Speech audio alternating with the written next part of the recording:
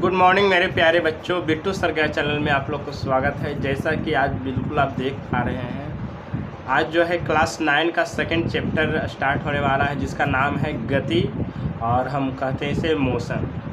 तो आज हम इस चैप्टर को स्टार्ट कर रहे हैं। हर दिन आपको 15 मिनट का वीडियो मिलेगा। आप प्रतिदिन देखते रहें बिट्टू सर के चैनल।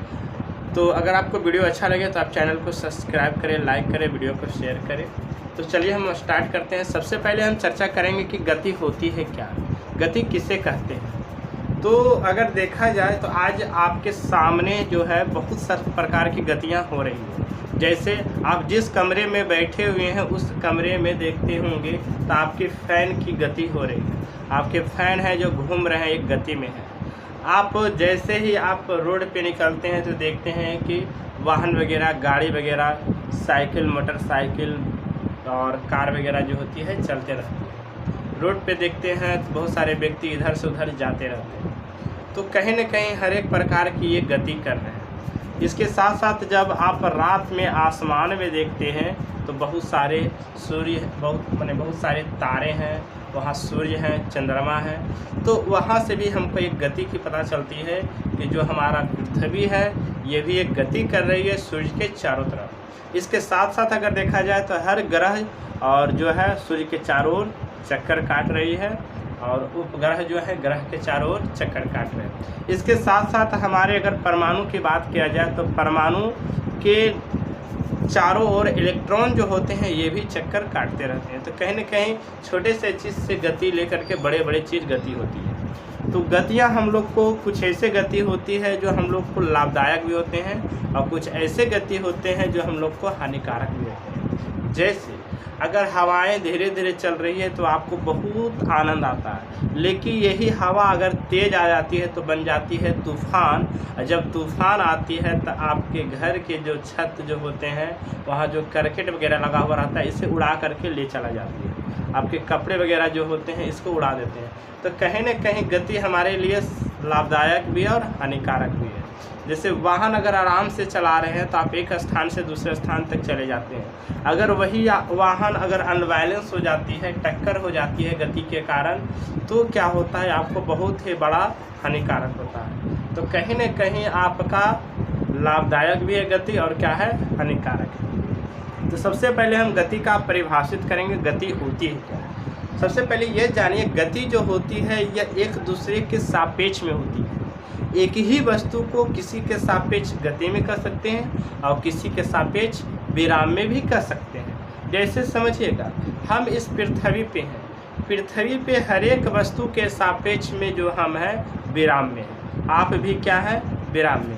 लेकिन अगर दूसरे ग्रह के सापेक्ष में अपने आप को जब देखें तो आपको ऐसा फीलिंग होगा कि हम क्या है, मोशन में। क्यों? क्योंकि पृथ्वी समझिए एक हमारा कुम्हार की चाक है और ये चाक गोल गोल घूम रही है और इस पे हम बैठे हुए हैं, पृथ्वी रूपी चाक पे। अगर पृथ्वी घूमेगी तो बोलिए हम लोग घूमेंगे कि नहीं घूमेंगे। लेकिन किसको लगेगा कि हम लोग घूम रहे हैं? तो दूसरे ग्रह के व्यक्ति अगर हमें देखेंगे या दूसरे ग्रह से अगर हमें देखेंगे तो इस पृथ्वी पर हर एक चीज़ उसको क्या महसूस होगा कि पृथ्वी जब घूम रही है तो इस पर स्थित सभी व्यक्ति, सभी वस्तु, सभी चीज़ क्या होगा, ये मोशन कर रहा होगा। तो कहीं न कहीं हम किसी के सापेक्ष विराम में हो गए या किसी के सापेक्ष गति में। जैसे आप रेलगाड़ी पर देखते होंगे, रेलगाड़ी अगर चल रही है और उस डब्बे में बहुत सारे व्यक्ति, रेलगाड़ी के डब्बे में बहुत सारे व्यक्ति बैठे हुए हैं, तो वहाँ अंदर बैठे व्यक्ति, एक व्यक्ति दूसरे व्यक्ति के सापेक्ष में विराम में महसूस करते हैं, रेस्ट में महसूस करते हैं कि हम दोनों एक समान हैं, एक जगह पर बैठे हुए हैं। लेकिन जैसे ही आप डिब्बे से बाहर देखते हैं, ट्रेन से बाहर देखते हैं, तो आपको ऐसा महसूस होता है कि हम उसके सापेक्ष में, ट्रेन के बाहर व्यक्ति के सापेक्ष में हम क्या हैं, गति में हैं। चलिए आपको समझ में आ गया होगा। कभी कभी ऐसा महसूस करते होंगे जब बस वगैरह पर चलते हैं और खिड़की से जब बाहर आप झांकते हैं तो आपको ऐसा फीलिंग होता है कि पेड़ पौधे पीछे हो रहे हैं, हम आगे जा रहे हैं। एक्चुअली में क्या होता है, पेड़ पौधे जहाँ हैं वहाँ ही हैं और आप जो है आगे जाते हैं, उसके सापेक्ष में आपका क्या होता है, मोशन होता है। और ऐसा फीलिंग होता है कि पेड़ पौधा गोल गोल इस तरह से पीछे जा रहे हैं। तो इससे थोड़ा सा फीलिंग होता है कि हमारा पृथ्वी जो है एक प्रकार का गोल है, इसीलिए गोल गोल वहाँ से फीलिंग होता है। तो सबसे चलिए पहले हम गति की परिभाषित करते हैं। गति होता है क्या, समझिएगा। अगर कोई वस्तु किसी बिंदु के सापेक्ष, यदि कोई वस्तु किसी बिंदु के सापेक्ष समय के साथ उस वस्तु में अगर स्थान या दिशा में परिवर्तन होता है, स्थान या दिशा में परिवर्तन होता है, तो उस वस्तु को हम कहेंगे कि गति में है। जैसे समझिएगा, ये मेरा हाथ है और ये मेरे दूसरे हाथ है, तो इस हाथ के सापेक्ष में अगर इसको देखा जाए तो ये इसका स्थान क्या हो रहा है, चेंज हो रहा है। यहाँ से ऊपर जा रहा है, नीचे आ रहा है, ऊपर जा रहा है, नीचे आ रहा है। तो इस हाथ के सापेक्ष में इस हाथ को हम बोलेंगे कि गति में है, क्योंकि इसका जो है दिशा चेंज हो रहा है और स्थान भी क्या हो रहा है, चेंज हो रहा है। तो कोई ज़रूरी नहीं है कि गति होने के लिए स्थान में परिवर्तन ही होगा। जैसे आपके रूम में, कमरे में सीलिंग फैन लगा हुआ है छत पे, तो आप क्या पंखे का स्थान चेंज होता है, जहाँ पंखा वहाँ है, लेकिन इसका डायना क्या होती है, घूमते रहती है, तो इसकी पत्तियों की गति होती है।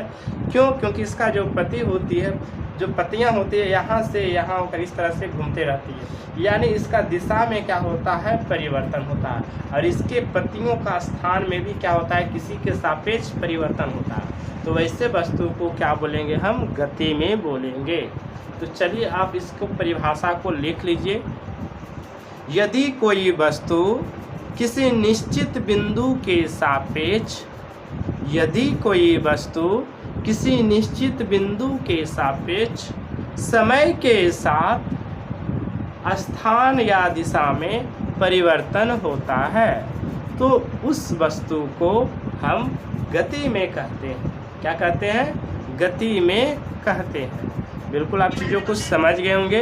तो चलिए आप बोर्ड पर हम परिभाषा को लिख देते हैं, आप इसे उतार लीजिएगा। तो बिल्कुल आपका देखिए परिभाषा यहाँ लिखा चुका है। यदि कोई वस्तु किसी निश्चित बिंदु के सापेक्ष समय के साथ स्थान या दिशा में परिवर्तन होता है, तो उस वस्तु को गति में हम कहते हैं। जैसे आप देख रहे होंगे, इस बोर्ड पे एक निश्चित बिंदु रख देते हैं।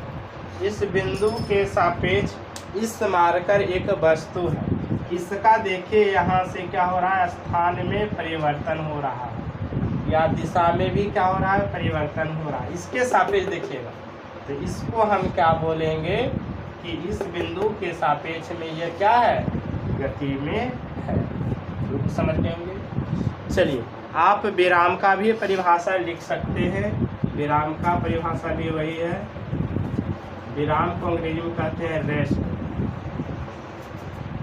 विराम का भी परिभाषा वही होगा। यदि कोई वस्तु किसी निश्चित बिंदु के सापेक्ष समय के साथ स्थान या दिशा में परिवर्तन, खाली लिख दीजिएगा यहाँ, परिवर्तन नहीं होता है, तो उस वस्तु को विराम में कहते हैं। ये आपका विराम का परिभाषा होगा, रेस्ट का। आई होप बिल्कुल चीज़ों को समझ गए होंगे। थोड़ा सा समझिएगा। जैसे ये एक वस्तु है, दूसरा वस्तु ये है, तो इसके किसी निश्चित बिंदु, मान लीजिए ये फिक्स है, इसके सापेक्ष में इस मार्कर का जो है समय के साथ न तो स्थान में परिवर्तन हो रहा है और न तो दिशा में परिवर्तन हो रहा है, तो हम बोलेंगे इस मार्कर, ये वस्तु जो है इसके सापेक्ष में विराम में है और ये भी वस्तु इसके सापेक्ष में विराम में है। मैंने एक वस्तु दूसरे वस्तु के सापेक्ष में है क्या, विराम में, क्योंकि यहाँ न तो दिशा में न तो स्थान में क्या हो रहा है, परिवर्तन हो रहा है। बिल्कुल चीज़ों को समझ रहे होंगे। इसीलिए कहा जाता है जो विराम और जो गति होता है एक दूसरे के सापेक्षिक होते हैं, रिलेटिव होते हैं, निरपेक्ष नहीं होते। इस पॉइंट को आप नोट कर सकते हैं। गति और विराम एक दूसरे के सापेक्षिक होते हैं या आपेक्षिक भी बोल सकते हैं, दोनों बात बराबर है। सापेक्षिक होते हैं, निरपेक्षिक नहीं, निरपेक्ष नहीं, मैंने अनरिलेटिव नहीं, रिलेटिव होता है। क्योंकि कहीं न कहीं किसी के रिलेट में ही हम बोल सकते हैं कि वस्तु गति में है, ये वस्तु विराम में है। चलिए चीज़ों को समझ गए होंगे विराम और गति के बारे में। चलिए अब हम जानेंगे थोड़ा सा गति के प्रकार के बारे में। गति के बहुत सारे प्रकार होते हैं, उसमें से सबसे पहले प्रकार जो है रैखीय गति। क्या है? रैखीय गति। दूसरा हम बात करेंगे वृत्तीय गति। रैखीय गति को अंग्रेजी में बोलते हैं लीनियर मोशन, लीनियर मोशन। दूसरा हुआ वृत्तीय गति, इसको कहते हैं सर्कुलर मोशन, सर्कुलर मोशन। तीसरा हुआ दोलन गति। क्या हुआ? दोलन गति। इसको हम अंग्रेजी में बोलते हैं ऑसिलेटरी मोशन, ऑसिलेटरी मोशन। और तीसरा हुआ आवर्त गति, आवर्त गति। इसे हम बोलते हैं पीरियोडिक मोशन, पीरियोडिक मोशन। और तीसरा हुआ प्रक्षेप गति, जिसे बोलते हैं प्रोजेक्टाइल मोशन, प्रोजेक्टाइल मोशन। तो बारी बारी से सभी मोशन के प्रकार के बारे में हम चर्चा करेंगे। तो चलिए सबसे पहला आप हेडिंग दीजिए रैखिक गति, लीनियर मोशन। चलिए हेडिंग दीजिए। चलिए देखिए, आपको बिल्कुल यहाँ देख पा रहे होंगे गति के 5 प्रकार के बारे में यहाँ लिखा हुआ है। सबसे पहला में सरल रैखिक गति, रेक्टिलिनियर मोशन, रेक्टिलिनियर मोशन। रैखिक गति होता है लीनियर मोशन, और सरल रैखिक में दोनों आता है, एक सरल रेखा में गति और एक वक्र गति, ये दोनों आता है। तो ये होता है सरल रैखिक गति। हम लोग का जो चैप्टर में है सरल रैखिक गति पढ़ना है 9 क्लास में। तो रेक्टिलिनियर मोशन, द्वितीय गति सर्कुलर मोशन, जो सर्कुलर पाथ पर जो मोशन करता है, दोलन गति, ऑसिलेटरी मोशन, जो पेंडुलम में वगैरह होता है, आवर्त गति, पीरियोडिक मोशन, ये भी हमारा मोशन होता है। ये हमारा ग्रह उपग्रहों में मोशन होता है। प्रक्षेप गति, प्रोजेक्टाइल मोशन, जब हम पृथ्वी से किसी वस्तु को फेंकते हैं तो इस तरह से जो गिरता है प्रक्षेप करके एंगल बना करके, प्रोजेक्टाइल मोशन होता है। तो बारी बारी से सभी का हम चर्चा करेंगे, लेकिन आज नहीं, अगले वीडियो में। तो आज तक इतना ही। आप हमारे चैनल पर बने रहें, अगले दिन आपको बिल्कुल मिलेगा। इस 5 गति के प्रकार के बारे में चर्चा करेंगे, इसके उदाहरण के बारे में चर्चा करेंगे। आपको बताएंगे कि एरोप्लेन से जब बम को गिराया जाता है तो उसका किस प्रकार की गति होती है, बंदूक से छोड़ी गई गोली की गति किस प्रकार की होती है। तो सभी गति के बारे में हम लोग चर्चा करेंगे। तो आज नहीं, अगले दिन। आज तक इतना ही, अब मिलेंगे अगले दिन, तब तक के लिए नमस्कार।